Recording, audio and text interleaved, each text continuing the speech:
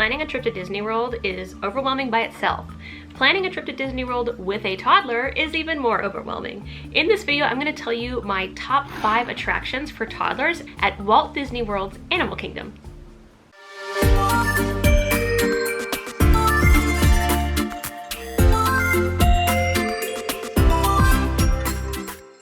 If you're new here, hello and welcome. My name is Jenny, certified teacher, doctoral student, and mom of 2 girls, Alice, my 2-year-old, and Mina, my 8-month-old. And I'm also an annual pass holder at Walt Disney World, so I have been a few times. In this video, I wanted to include kind of my tips and tricks for where you should go when you visit the Animal Kingdom.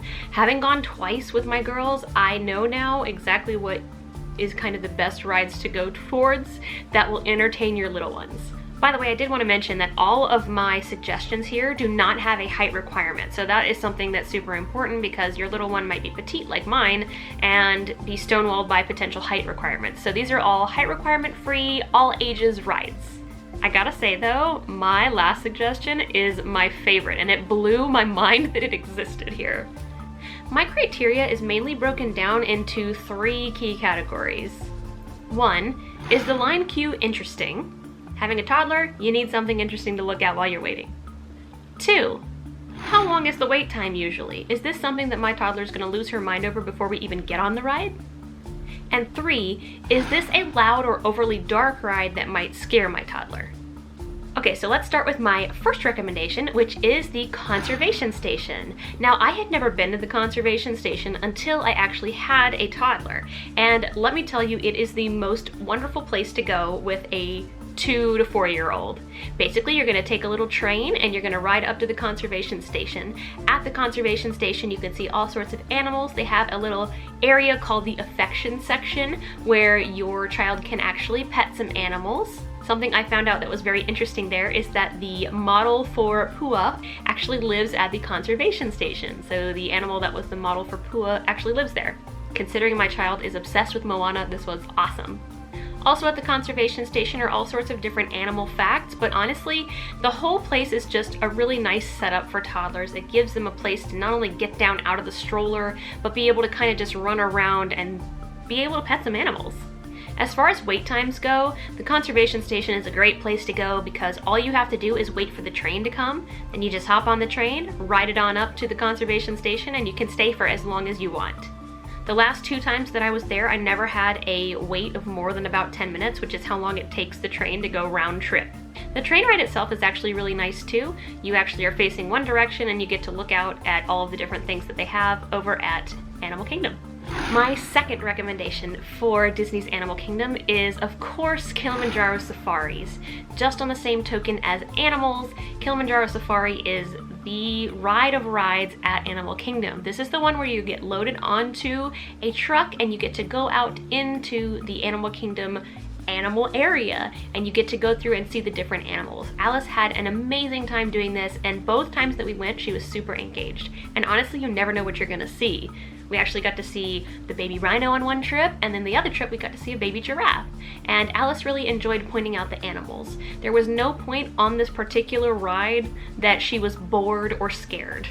The only drawback to Kilimanjaro Safari is that it can at times have a long wait.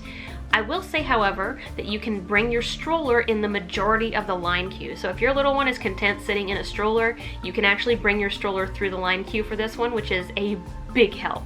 Likewise, since it's outdoors, there's lots of different things for your little one to look at. I will say though, sometimes it gets a little hot in the line, especially during those hot summer months of Florida. However, Kilimanjaro Safari is definitely worth the wait, and especially considering the fact that you can keep your stroller. If your little one is content hanging out in a stroller, I would absolutely wait every single time for this one. My third suggestion is actually a ride that usually does not have much of a wait at all, which is always welcome, and it's also across from a restaurant. So if you were looking for lunch and then you wanted to go ride a ride, this is a good one for that. And that is the TriceraTop Spin. Now, TriceraTop Spin is effectively the same thing as Dumbo, but it's at Animal Kingdom. It is a fun ride for your toddler to be able to go on, especially in a park where most of it is just looking at things. This actually gives them something to ride. And of course, it's adorable dinosaurs. I mean, who doesn't want to fly around on a Triceratops? Because Triceratops totally flew. Regardless though, this was a fun one for Alice. She really enjoyed going on TriceraTop Spin, and the wait was very short. So if you need something that your toddler is not having it and you need something in between those long waits, I would definitely recommend going over to TriceraTop Spin and of course taking a spin. My fourth recommendation, and this is the only one that really can have a really long wait, but it's still kind of worth it, is Navi River Journey. So the Navi River Journey ride is a calming boat ride that goes through all of the Avatar worlds. It is a really pretty ride. It has incredible animatronics, and it is a very whimsy area. There was no part of the ride that was particularly scary, although I will say there are parts that are dark.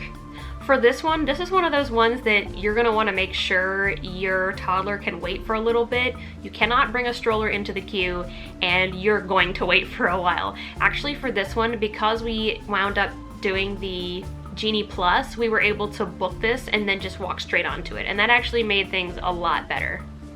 So this little boat ride was super fun and pretty, and Alice actually enjoyed this one too, especially considering it still has a lot of wildlife to it. She's able to see, you know, the leaves that are different colors, and she really enjoyed the ride, and no part of it actually made her afraid. This one also has a pretty nice line queue, considering the fact that it's a newer ride, so if you're worried about your little one getting bored in the line, there is some nice things to look at along the way. Okay, my last suggestion for Animal Kingdom, and this might honestly be my favorite thing at all of Disney that they put into a park, and that is the dig site. So you have the playground area that you can go to that's not too far from TriceraTop Spin, and that's really nice. It's more geared towards older kids. But if you go up the stairs and across a little bridge within that playground, you will get to the dig site. And the dig site is basically like this big area with, I don't want to say gravel or sand, it's something in between gravel and sand, with buckets and shovels, and it has basically like a big dinosaur bone in the ground. And so all the kids around are basically digging up this animal bones. Alice had the best time ever doing this. A, it is shaded, which is super nice. B, she was all about it. I mean, literally, we could have stayed there for 2 hours and I think she would have been thrilled to just dig things up. There were a lot of other kids there, but it wasn't crowded. Obviously, there is no wait, so this was probably Alice's favorite thing at this park, which, you know, it seems like a glorified sandbox, but as far as entertaining a toddler, this is the perfect thing to let them get out of a stroller and get hands-on for a little bit that allows them to actually go and wait for those rides that you really want that picture on, for example.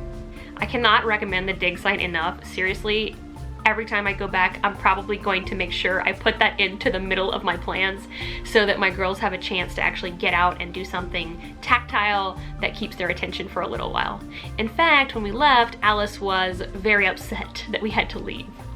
There are other rides that your toddler could go on, but these are just my top 5 that I felt were kind of a good sweet spot of things that you can reasonably do in one day and are appropriate for toddlers. I hope this was helpful for you and you found some ideas for your future Disney trip. I would love to know how it goes for you and your little one or little ones. It can be stressful planning this, I know, and my last piece of advice for you is to just have an open mind and go into it with limited expectations, because your little one may do an amazing job or they may be absolutely over it after a little bit. And give them some grace, they're still tiny. If you like this video, give it a thumbs up, consider subscribing. I'm going to be doing a whole series on Disney travel with a toddler and an infant, and I hope you stick around for all of those different videos. I appreciate you watching, and I will see you next time. Take care.